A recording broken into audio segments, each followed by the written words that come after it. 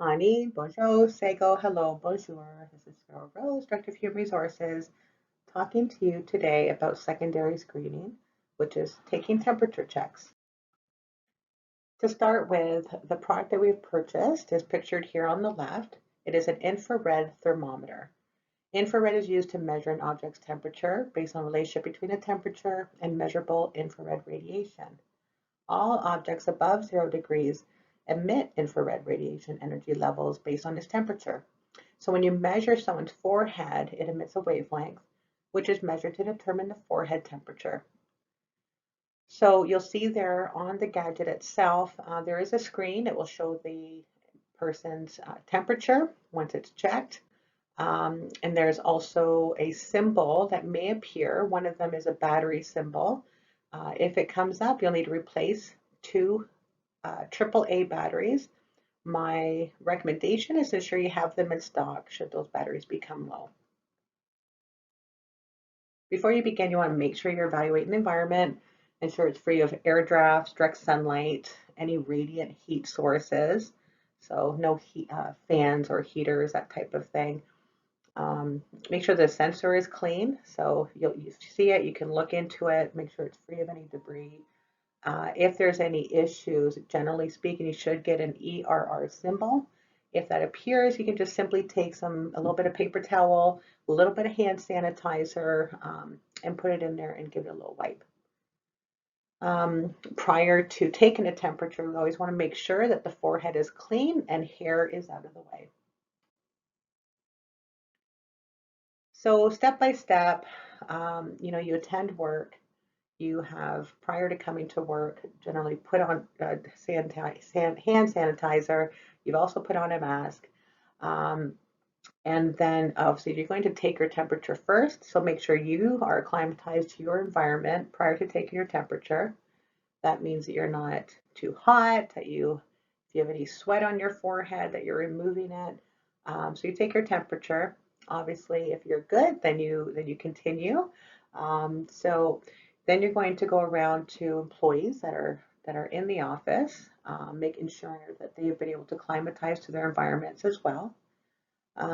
Employees will be arriving to work with masks on, and so they'll be waiting for you to take their temperature prior to removing that mask. On the gadget itself, make sure the body mode is selected. It should be, but just double check that. It's a side button.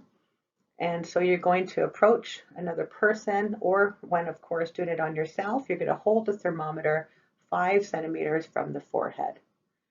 And when you do that, you're then going to press a trigger button. You will hear beep, beep, beep, and then a long beep followed by 2 short beeps.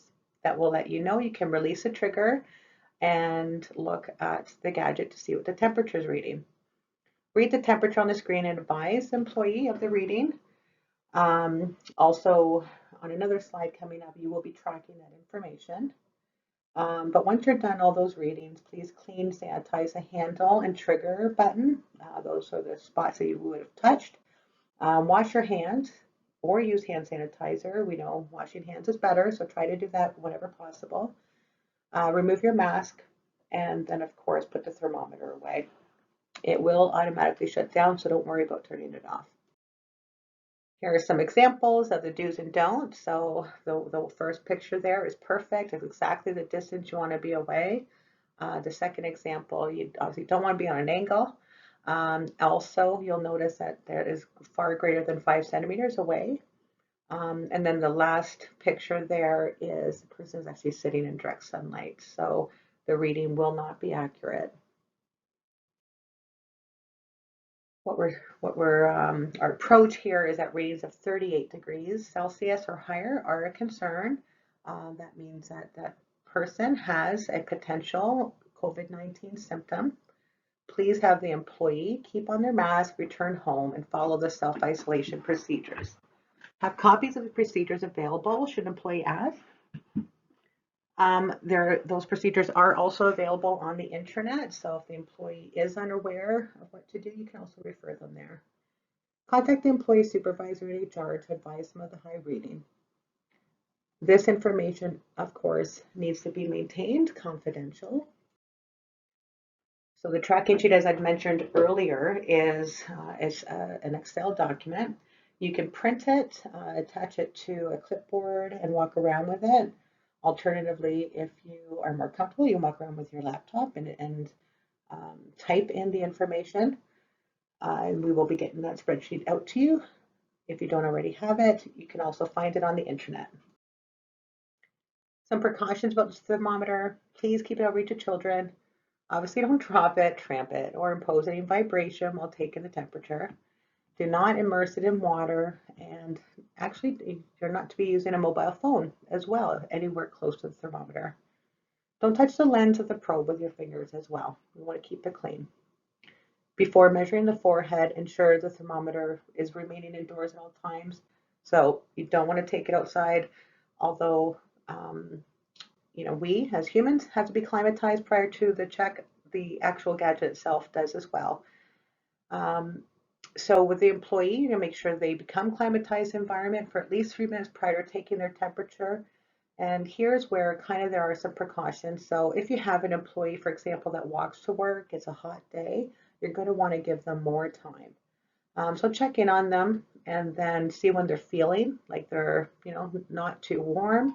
That could take, it's obviously dependent on the individual, but it could take 10 minutes, it could take 15 minutes, it could actually take 20 minutes. So it's really individual if that employee has been exercising, like walking in hot weather, as an example. And if the employee is still sweating, of course, give them more time.